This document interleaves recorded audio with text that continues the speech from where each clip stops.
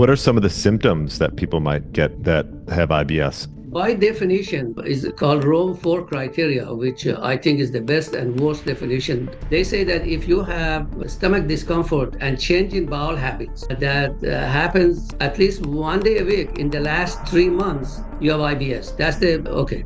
So the symptoms are usually gas, bloating, stomach discomfort, frequent bowel movements, constipation, mucus in the stool, urgency to go, fecal incontinence.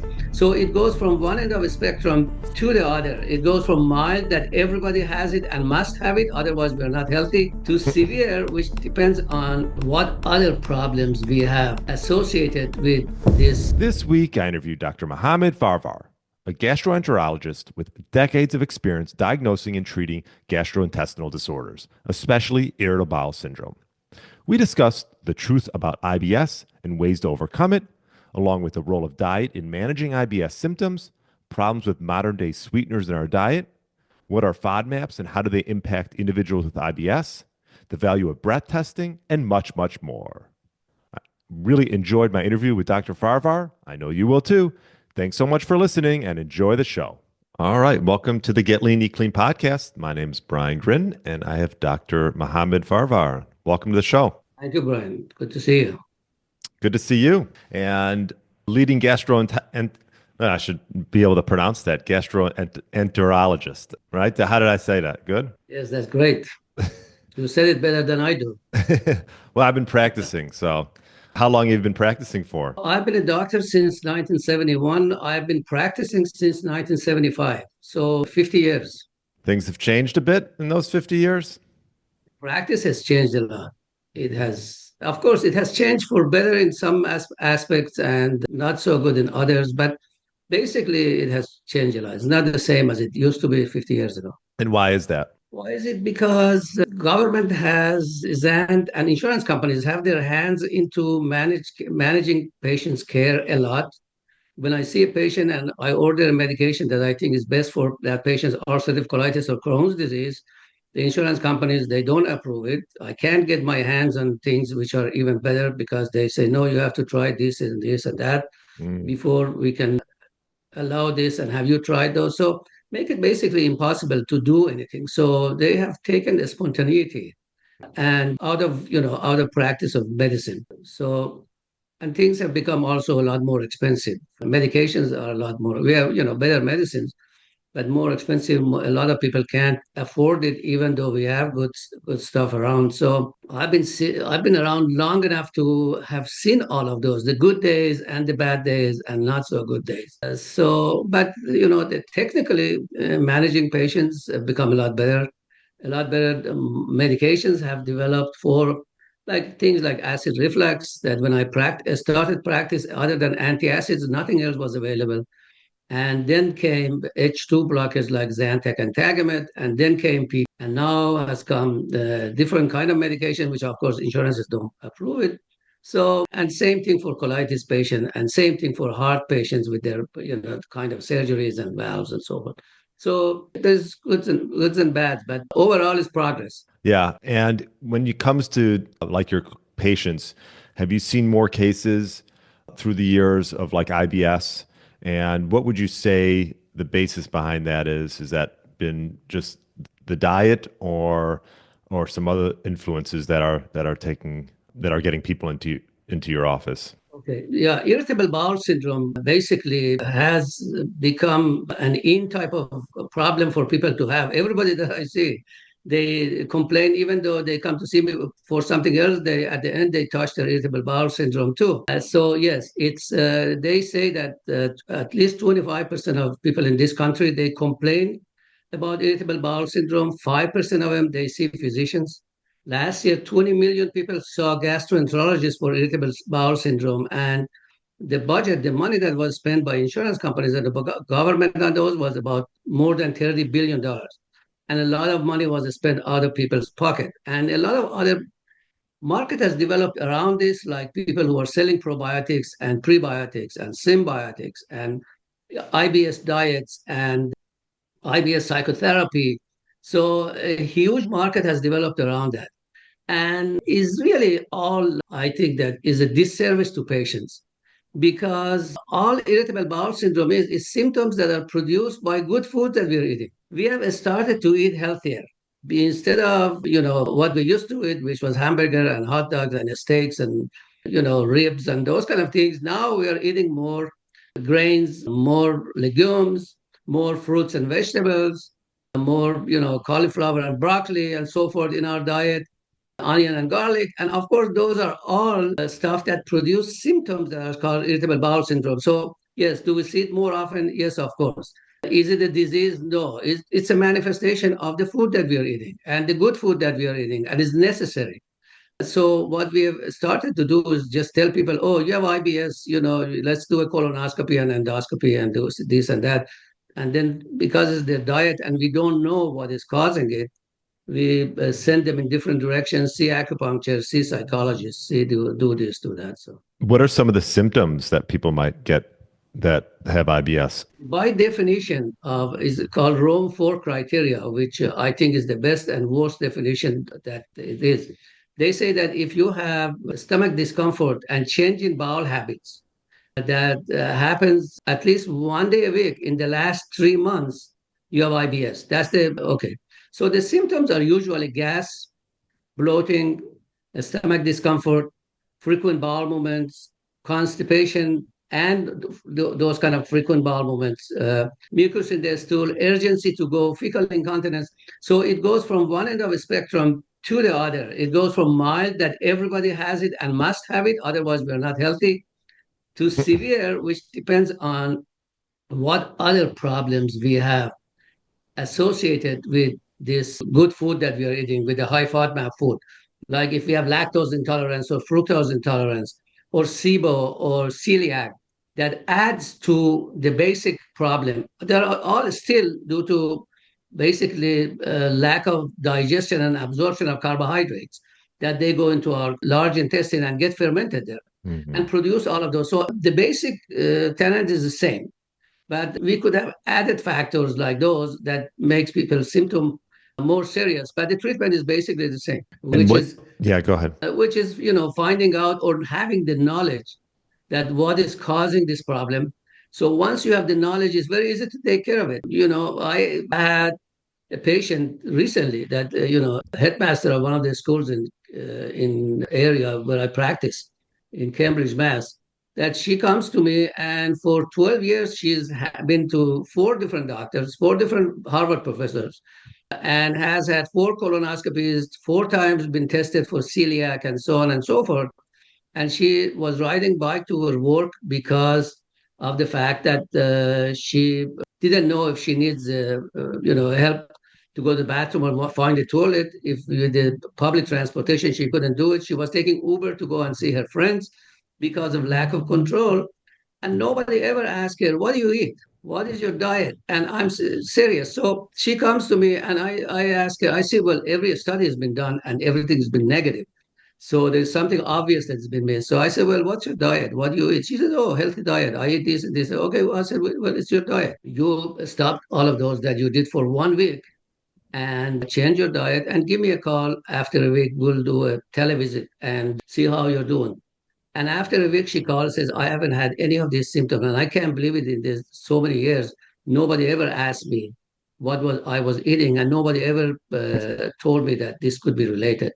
So I don't know whether I answered your question or no, because I keep going, but that's No, what. I mean, obviously the role of diet is important. And when you talk about like with that patient that you just mentioned, right, eliminating, so she pretty much told you what she was eating, and you told her to eliminate a lot of the things that could be causing her gut to have Yes. this discomfort. And a lot of this is what are so-called healthy foods, but perhaps she's not able to digest these foods easily, Yes. like, So all right. of us, all there are a bunch of food which is called FODMAP food, which is fermentable oligo di and polysaccharide and also polyols or oligosaccharides. These are foods that we have. It's in all of our fruits and vegetables and beans and those kind of things. Right. And when we eat them, and there's a purpose that God has provided those things in our diet, because they become the food for bacteria in our colon, which are The main source of energy production are immunity, and they need food. So those kind of things, we cannot digest them and absorb. We don't have enzyme to digest and absorb them in our small intestine. They'll go to our large intestine, and the bacteria that reside there, they start consuming those. And by consuming those, first they produce calorie. So people eat salad and oh, I'm not losing weight, I'm eating so much salad. I tell them, okay, cows eat grass too, and they become a ton. So, don't think that eating salad has no calorie. Of course it does. It has 2.5 to 3 calories, even grass does.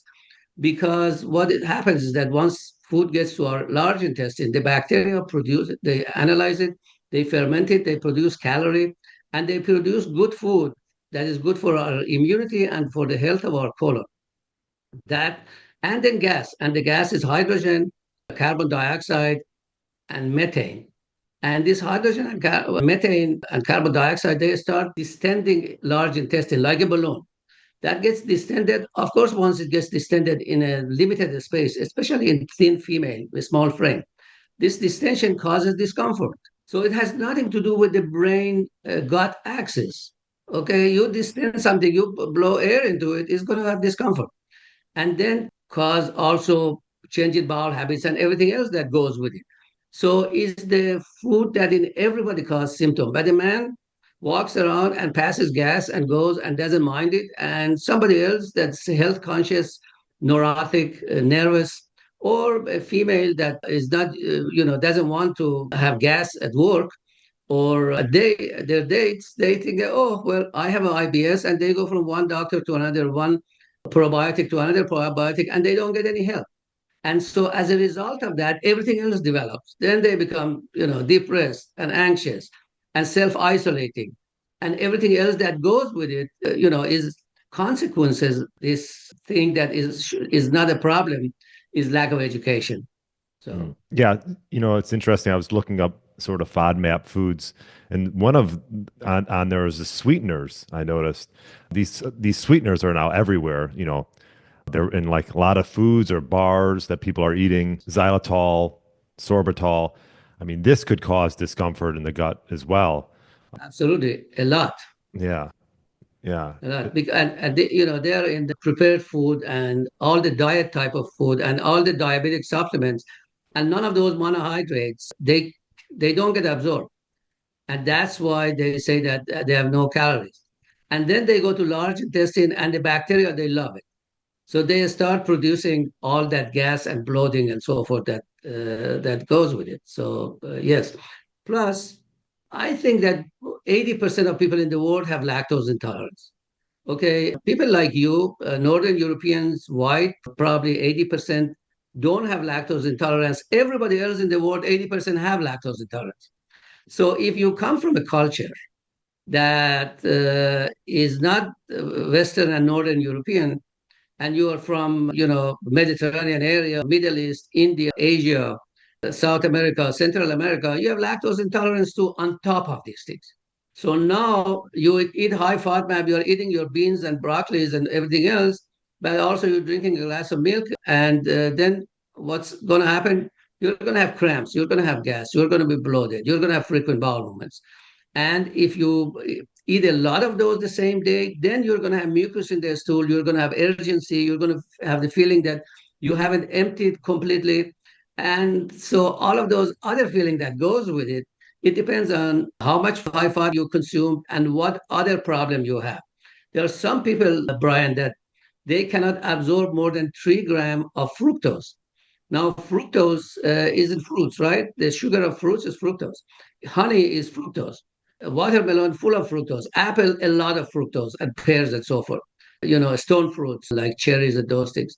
So if you only can tolerate 3 grams of fructose, you eat a bunch of fruits like that, you're going to have problems. And so you got to know that what your limit is. And those are easy to find out. You can do a breath test and find out about a lot of those things that unfortunately is not being done in doctors' offices. And this is really one of the things. I mean, I've made it my mission.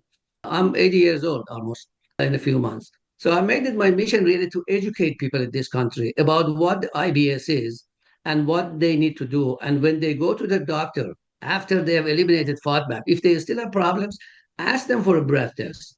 Ask them to check and see if you have fructose intolerance, lactose intolerance, SIBO, celiac, rapid gastric intestinal transit, chronic pancreatitis, because all of those, the breath test will be positive. It will show that you are too much food is getting to your colon and they get fermented and they're producing a lot of hydrogen, and hydrogen comes out of your breath and it can be measured. It's not being done. Do you know why it's not being done? It's not covered by insurance. Am I right? Okay. No. Yeah, the payment is minimum. Exactly. The payment, they cover it, but the payment is minimum. For example, you need 3 hours, 3 hours of your technician in your office Oh, to do wow. this breath test, right? And the insurance pays, Medicare this year pays $67 for it. $67. The substrate that I have to buy to give it to the patient is cost at least $25. 3 hours of my technician time, right? So I rather go and do 4 colonoscopy and make $4,000 than Wow. make nothing. So when you go to GI offices, gastroenterologist offices, 99 out of 100, I want to say 999 out of 1,000, they don't have this breath test equipment because, it's going to It's be a not, waste of their yeah, time. it's not So, worth their time and resources, right? so what we need to do again, educate public to be asking for it. I mean, these are our rights. Is my right to know that I don't need to suffer for the rest of my life with all those symptoms and going from one doctor to another to find out what's wrong with me, which they don't have the information, they don't have the knowledge, and even if they did, they don't have the equipment to tell me what's wrong with me, and suffer and spend so much money. The second cause of work absenteeism in this country is IBS. Okay, so a lot of money we are spending on this, and we are not, nobody's thinking about it, nobody's talking about it. I have tried to get on your friend's podcast, which is about IBS.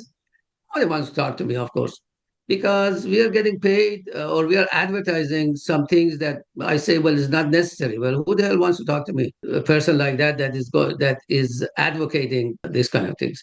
So it's hard So to. let me ask you this, doctor. So what steps would you take someone through in your office? Would you apply the breath test right off the bat? I mean, obviously you mentioned you'd ask them what they're eating, right? And then where would you Well, take? I was in private practice from 76 to 1917. I mean 2017. I'm sorry, 2017, right? Yeah. From 1970 to 2017. I had three of these equipment to do breath tests. So when patients come to me on Fridays, I was not working.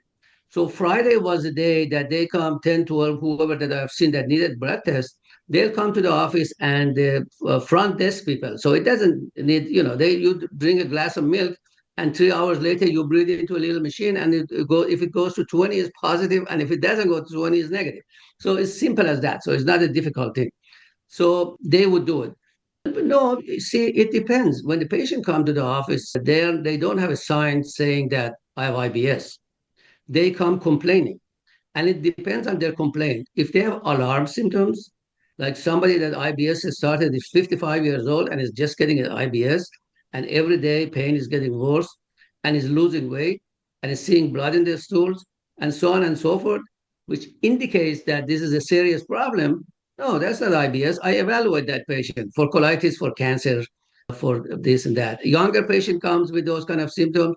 I evaluate them first to make sure that they don't have celiac and those things. So if they don't have this, and is a blood test and a stool test, simple thing to do. If they don't have this, then I will ask about their diet and about their symptoms. And if it fits the criteria for IBS that I have for myself, then I put them through breath test and find out what is the cause of their problem.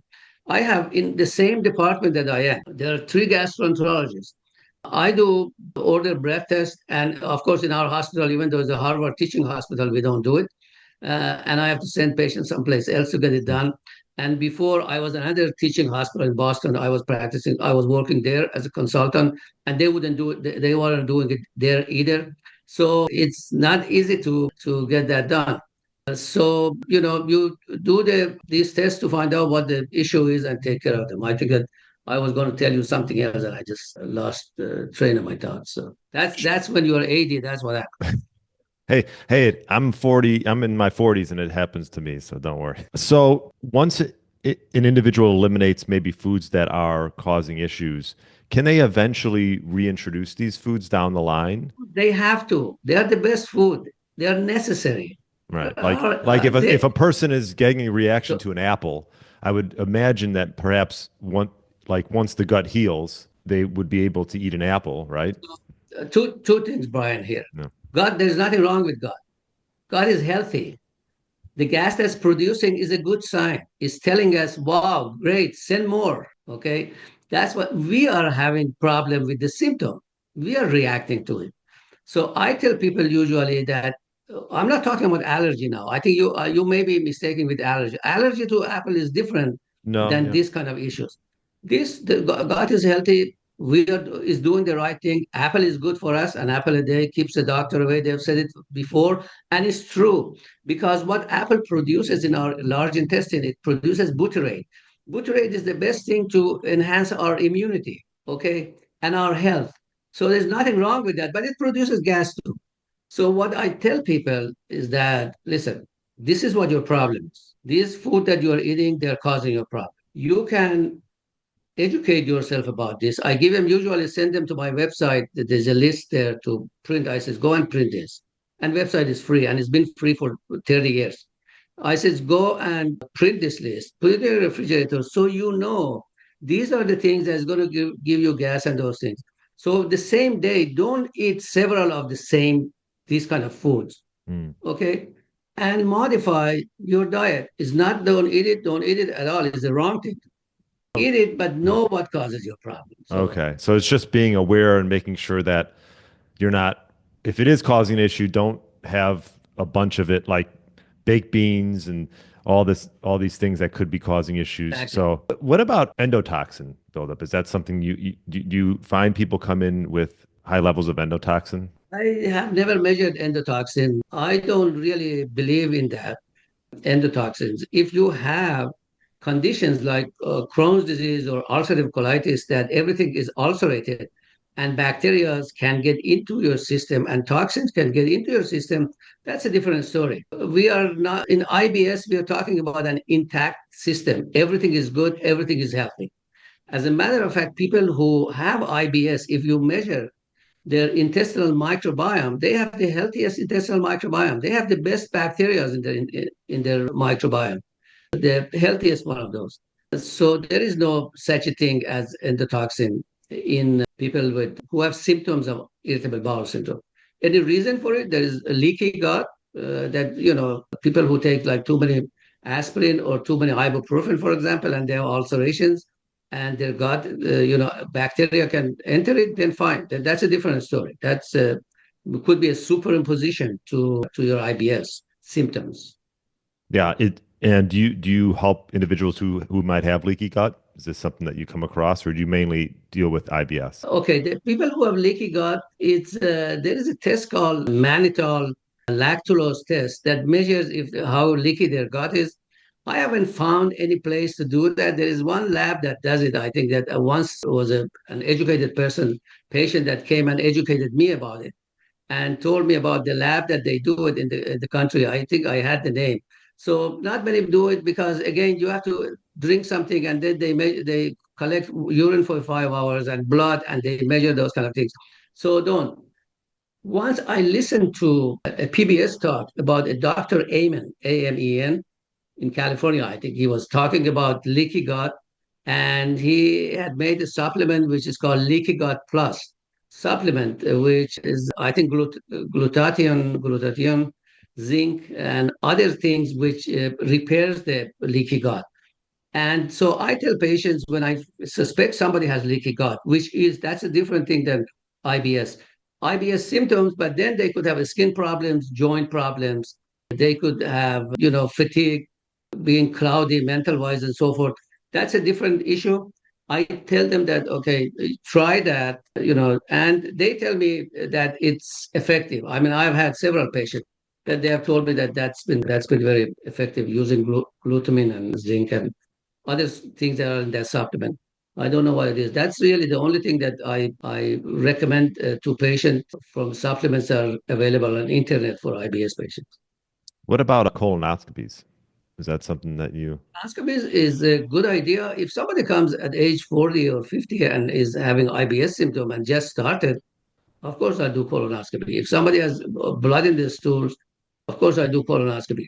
To make a diagnosis of IBS in somebody 28-year-old female that comes to see me and is eating healthy and trying to lose weight and have symptoms, no, I won't do colonoscopy. So So colonoscopy, if there is indication, yes. And what I if? have seen patients that they have had 4 colonoscopies just for IBS symptoms because the doctor didn't know any better. So Hmm. I see it as a matter of frequently. Every day, I see about 12 patients in the office. 3 or 4 of these patients are second and third opinion about their IBS. And so I see things that is unbelievable. But anyway, that's side of And it. for colonoscopies, do you recommend whether you have symptoms or not that people should get them still around 45 or so? Absolutely. Huh? Absolutely. Okay. Absolutely. Colonoscopy is the best screening test. See, colon cancer is the second type of cancer after lung cancer in man and after breast cancer in female. So, and every year about 63,000 people die from colon cancer, and is very preventable. Doing colonoscopy, finding out a polyp that in 5 or 10 years turns into cancer, and removing it is the best preventive things that you can do. So, my recommendation is everybody should have colonoscopy at age 4, beginning at age 45. But if there is a family history, or if one of your parents have had polyps or something, then age 40 or less. So yes, colonoscopy is definitely yes. And then I know we talked a little bit I about, have but done probably, sorry, I have done probably 50,000 colonoscopies in the last 50 years. really, Yeah, yeah, at least 50,000. no. And what about getting back to IBS and things like that, like probiotics and prebiotics? Do you recommend any of those or No, just no, I don't. okay? No, I don't. See, basically, our microbiome, the intestinal bacteria, they are 30% of those bacteria are probiotics. Okay, they are all probiotic. They are bacteria that probiotic means they are digesting, they are fermenting the food that didn't get digested. Okay.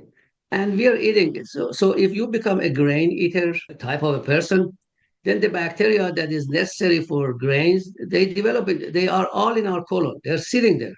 The population may be low if there's not enough food. Once there's enough food, they increase, they multiply.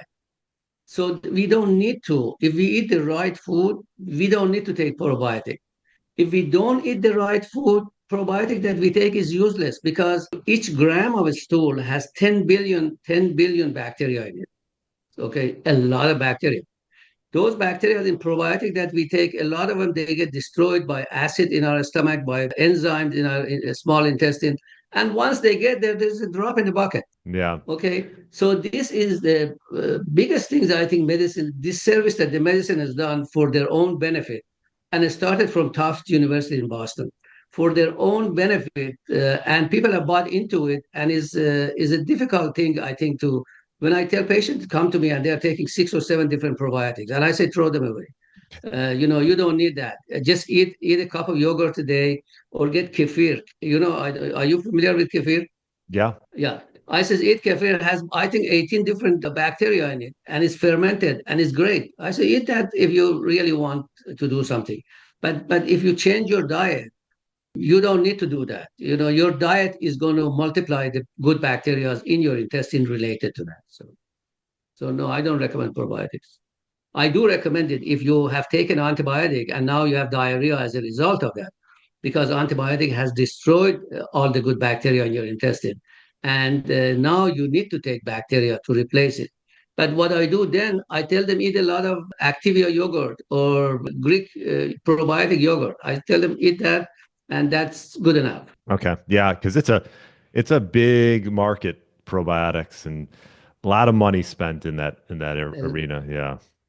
and every day, and when I look at the because I give lectures about IBS and so forth for students and doctors in medical school. When I look to see what's new, I see every day the probiotics are growing like weeds. Well, More and more, everybody comes with a little bacteria, and of course, they're all probiotic. They're all probiotic.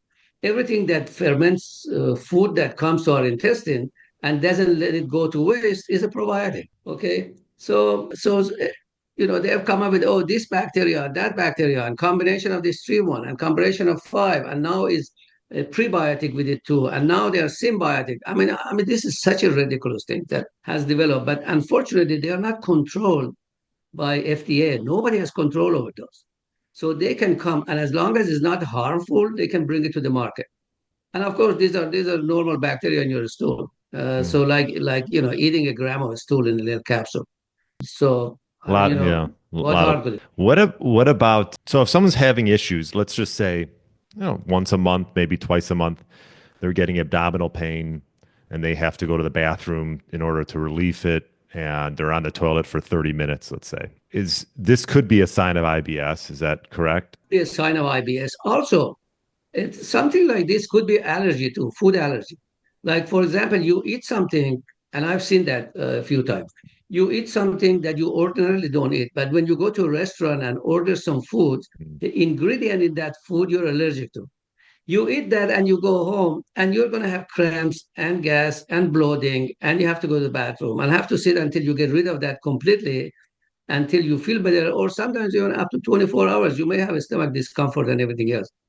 And this is, I usually tell people like that find out what kind of food you may be allergic to, and not necessarily, it doesn't have to be the food. It could be an ingredient like cinnamon or ginger, for example, or garlic. So just find out what you ate, ask them what was in it, and try to figure out what's causing this problem. So that's some sort of allergy Yeah, to, because that's happened to my wife a few times. I mean, we eat a yeah, lot at home. We know what we're yeah, eating, but like we were just in Nashville, went out to dinner, and then she had like an episode where, she's yeah, on the toilet for 30 minutes and doesn't feel yeah. good. And Yeah, she was allergic to something in that food. yeah. Maybe you had too much barbecue rib with the sauce with I mean, who knows? I and mean, this, you never know what's in those things. no, in the sauce, what they're cooking it with. Yeah, Yeah. yeah, I understand. I'm just saying it. So, Yeah. So it's probably not a bad idea to keep a food log for a bit if you yes, are experiencing those things. yes. If it happens infrequently and is that severe, that's what it is. You got to figure out what caused it. Yeah, excellent. I like to ask this question, and this will be good for you because you've been in practice for a long time. What's one thing you've changed your mind on? What's one thing I changed my mind on in being in practice? Yeah, in practice, or the way yeah, in practice, maybe with clients, or excuse me, yeah, with clients or with just your practice in general. One thing that I've come to realize is that I realize that there's a big mafia in medicine, okay? Big mafia in medicine, that you cannot get into it, and they are supporting each other, and they are on boards of different publications, different things, and doing a study for drug companies and making a lot of money. And anybody who comes against it can't get into it, can't say anything because they are the people who are benefiting from it. A huge mafia, even in great schools, doesn't matter. Hmm. They all know each other. And I have, I mean, proof of all of those things when I'm saying that. They all know each other, and things will show up. Like a thing that I said 18 years before, for example, 18 years later, the same thing shows up, but for 18 years it was abused by these people. I have at least 3 examples of those in my own practice, my own research, that it took 18, 20, 25 years before what I said many years ago turned out to be true, and it was applied. But before that, several people have made professors based on false information. Okay, so what I have come to realize, and it's very difficult, is that you can't believe everything that they are telling you. Doctors in research in big places, famous universities, but people have no choice. People have no choice.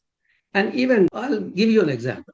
When this PPIs came out, PPIs like omeprazole and pantoprazole and lansoprazole and all of those drugs, okay, Hmm. when they came out for acid reflux, I did a study and it showed that one of these zoles was really not effective and not any more effective than H2 blockers, right? And I presented that in a conference in early mid 80s. And That everybody said no, no, because people have made a lot of money that this is the most effective medication. Mm, That most effective medication became approved and it still is as the best medicine that when you get admitted to the hospital with GI bleeding or anything else, and they want to give you a PPI, they put you on intravenous pantoprazole. I can say the name of that. And all the GI doctors, even they use intravenous, they use pantoprazole by mouth instead of other PPIs because they have been told that this is the best, mm, right? Now, it took about 20 years before the studies were done that showed that this pantoprazole is not any better than, I mean, 20 milligram pantoprazole is equal to, I think, 8 or 9 milligram omeprazole. So less than half effective. Okay. But by now it's too late because I give talk also about GERD, GERD, even for GI doctors. GERD. And Yeah. GI doctors, they don't change their attitude. It's in their mind that pantoprazole is the strongest. So they're still using it. So if you have GERD and you use pantoprazole, you have symptoms, they make it twice a day. Instead of moving to something like omeprazole once a day, which is even cheaper, Mm, right? So, and why? Because I was going to, I think 1992, I was going to be professor at Boston University. I was associate professor. And because of these things that I had with directors and so forth, and everybody was benefiting from it, I left the place basically and went to Harvard. But but what I'm saying is that things like this, I've seen it. I have several other examples. So that's the thing that it exists and is a big elephant in the room, and there's nothing you can do. There's nothing, and it's the same thing with IBS now that I've been saying the same thing. Why are we not doing breath tests in the Harvard University Hospital, in a Tufts Medical School hospital? Why are we not doing breath tests for all these patients that are coming? Why are we all doing their colonoscopy and endoscopy and blood and stool tests and send them on their way home? But it, that's the way it is. So I'm hoping that by talking, maybe if I live long enough, I can at least make a difference in this area. yeah, and you got to follow the money trails, right? Yes, exactly, exactly. And So promotion is not only the money because people with money they're at the top.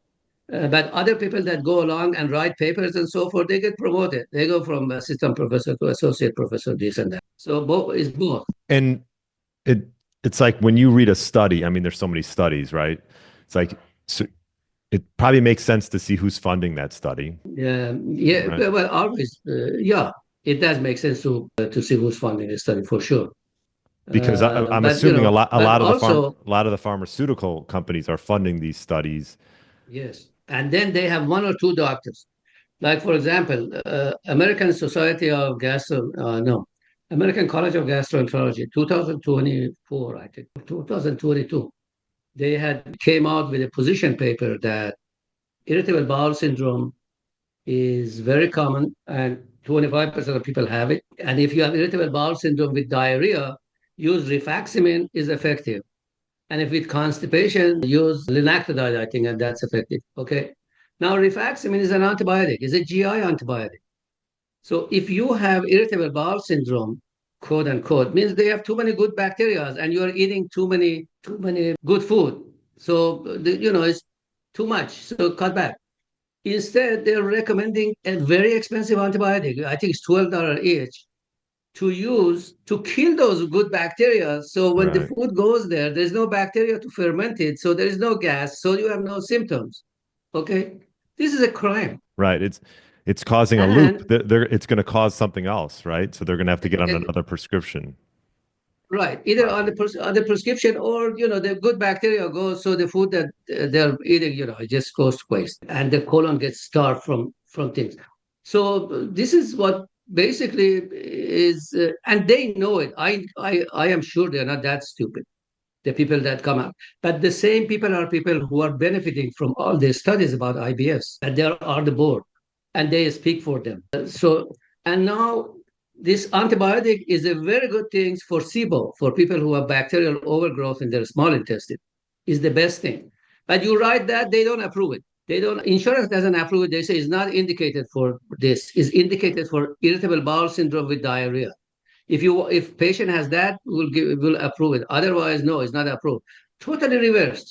totally reversed it. Okay. So And what? that, I have looked into it with three or four different insurance companies all over the country, and everybody's position on this is position of American College of Gastroenterology, which is recommending this. So they want to prove.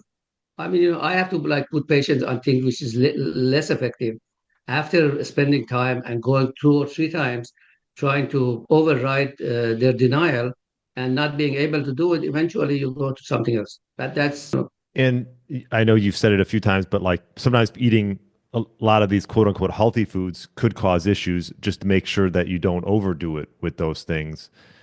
right. Is that like, would a recommendation be like trying to eat perhaps like easy to digest carbohydrates in, No, okay, no, because you need all of those. You see, the good bacteria in your intestine, they need this food. It's their right. food, and they want to produce butyrate for you, and they want to keep you healthy, and they need food. Eat those. Don't overdo it. And if so the same day that you had apple, don't have avocado and cheese sandwich, and don't have a couple of scoops of ice cream at night, and things like that. And so just modify what you're eating. And if, in spite of that, if you still have problems, then it's time to find out, have the breath test to find out what other problem you have, which is related to the same thing, related to carbs not being absorbed.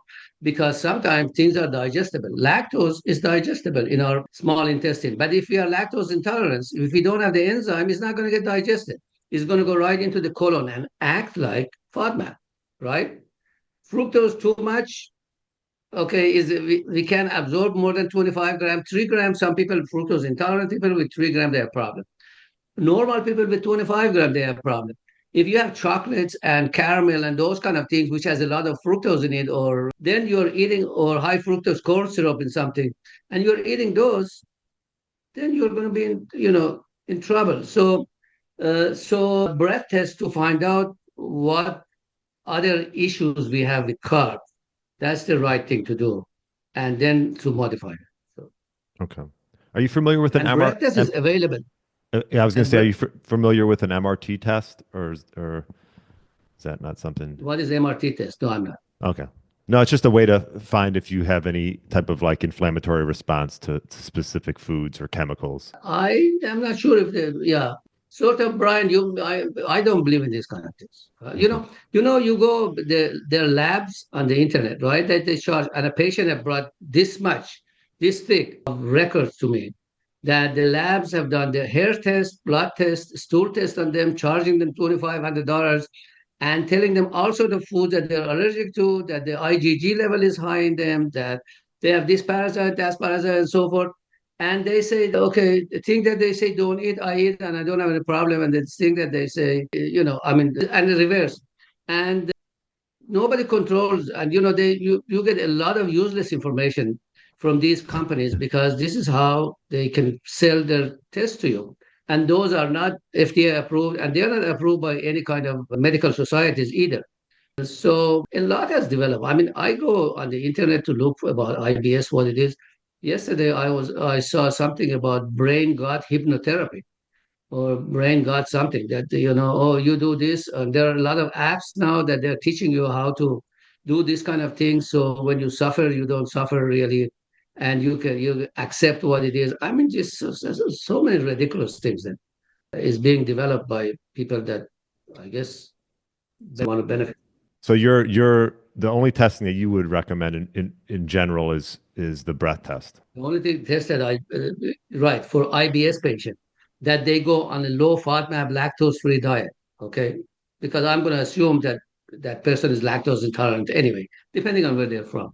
A low FODMAP lactose-free diet, I tell them stick to it for 1 week. And if there is a problem, give me a call. Then they call and they say, I had this day, and I say, what did you eat? And then I put them through breath tests, which is four different breath tests for lactose, for fructose, for SIBO, and for high FODMAP, like fibers, for fiber, soluble fibers, inulin, and those kind of things. And these four different tests will show you if they have additional issues too with other foods. that is causing this. And then so I tell them, then modify it this way, and that's it.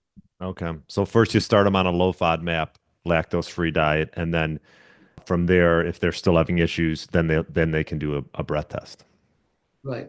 But at the beginning, with taking a good history, I'll make sure that they don't have anything else that needs to be studied, that this is not a cancer, that this is not Crohn's or ulcerative colitis, that this is not celiac, things like that. And then after and by talking to them and taking good history, you can figure this thing out. And if I think that it may be the potential that this could be one of those things, then I'll do what I need to do. If I need to do colonoscopy, I'll do it. If I need to do endoscopy and biopsy, I do whatever it takes to, rule more serious things that needs to be treated before I move to this. And sometimes it's necessary to do that. Okay. Very good, Doc. All right. Well, anything else? Did we miss? Did we hit? We hit on a lot today. We hit on a lot. Yeah. And, I'll be happy anytime you want to talk about any of those issues, IBS, gastroesophageal reflux, because a lot of mismanagement goes, from Yeah. I mean, doctors.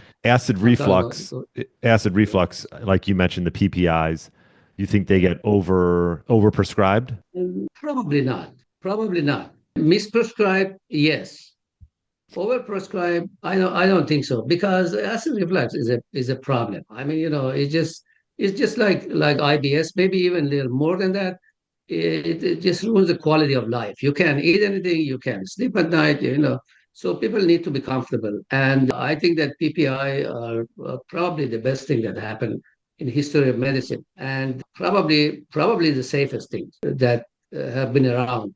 They talk a lot of bad press they get, which is really is blown out of proportion about the side effects of those things.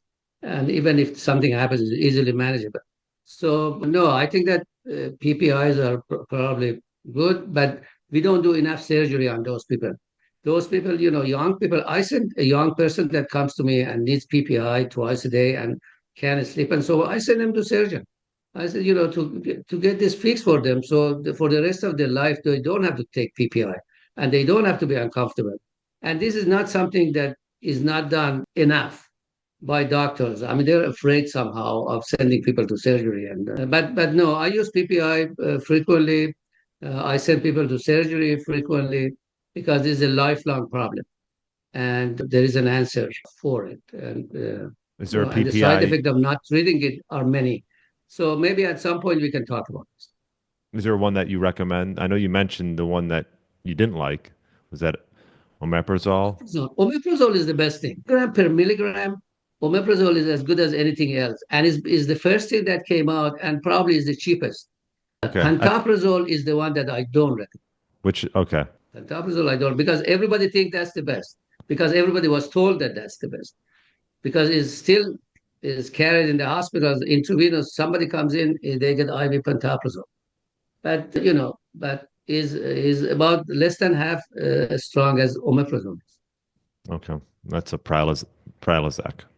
Yeah. Yeah, privacy, right. Yeah. All right, Doc. Well, lots of good information. Where's the best place for people to find you? Where's the best place? Call me. Oh, if I have your email, I'll send you my media, one Okay. page media sheet. Yeah. And I'll put the link in the show notes for your website, gerd-ibs.com. Yeah. I have another website called Is It IBS or Your Diet? That's my book. Okay. This is Mm. this is my book. So the Yeah. website is the same thing. His name Is It IBS or Your Diet? Okay. Yeah. Uh, I'll put a link in the show notes. So you do sell that just on your website, or is it on Amazon or? no, is Amazon. Okay. And on my website, Is It IBS or Your Diet is free for anybody who read it. I'm really not interested in selling books.